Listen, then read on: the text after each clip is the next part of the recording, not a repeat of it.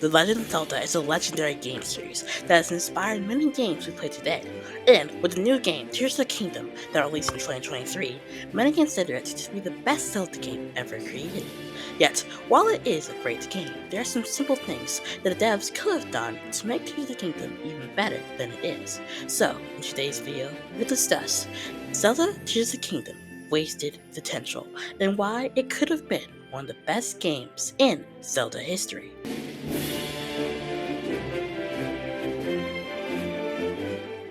In Breath of the Wild, we explore a new and destroyed Hyrule for the first time, and in Tears of the Kingdom, we return to the same Hyrule a few years later, but this time, the addition of the Sky Islands. Floating, islands that add another layer of depth to exploring Hyrule.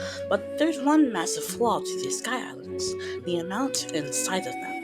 Besides the Great Sky Island, there is nowhere else you can really explore. It feels like developers made the Great Sky Islands, then just threw a couple of stone and dirt in the air and called it a new explorable space. But in the beta of Tears of the Kingdom, it actually wasn't like this, or at least the developer's edition. That's actually a beta. A certain developer actually said that originally the Sky Islands were filled with all types of land and places to explore, so the higher-ups eventually decided that they should delete a lot of the Sky Islands, leaving us with what is today a lackluster group of dirt and stone that could have become something great. But Tears of the Kingdom Sky was the only boring and lackluster thing to come out the game.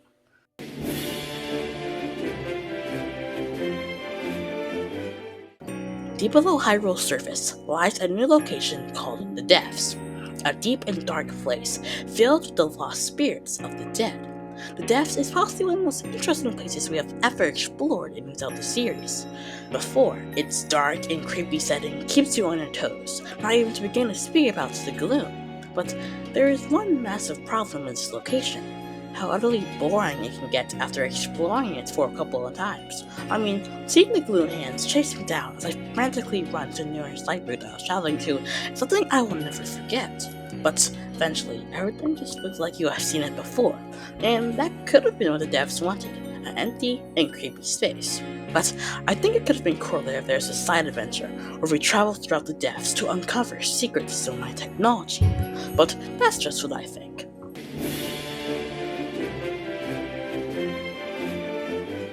Now, let's cover possibly the most controversial thing about Tears of the Kingdom: the story, and how it basically throws everything we know about the ancient Zelda lore out the dang window.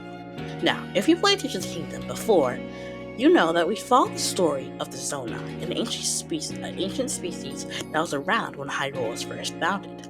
But that's the first flaw with the story of the game. Where are the Zonai? Besides King Rauru and the other lady, we see no other Zonai, unless you count the Zonai constructs, but they are just the creations of the Zonai. Zonai play such a big role in Tears of the Kingdom and in the Legend of Zelda's lore in the whole, yet we barely learn anything about them in the game. But still, that isn't the only flaw with the game's story and lore. Like I said before, this game takes place in the past, when Hyrule was first founded. So this means we get to see the first Ganondorf. But that's the problem.